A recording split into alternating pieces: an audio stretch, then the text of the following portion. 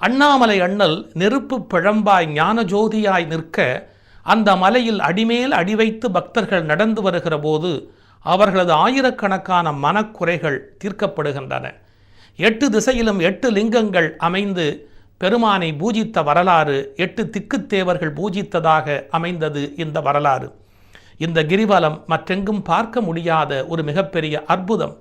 பௌர்ணமி நன்னாளில் இந்த மலையே ஒரு ஸ்ரீசக்கரமாக மகாமேருவாக மின்னுகிற அழகு ஒரு தனி அழகு. இந்த கிரிவலத்தின் மேன்மையினை நாம் இப்போது தரிசிப்போம். உலகில் தோன்றிய எல்லா உயிரினங்களும் வடிவமற்றவை என்ற நிலையிலிருந்து வடிவத்தை பெறுகிற காலத்தில் பிண்டம் என்ற ஒரு வடிவத்தை பெறுகின்றன.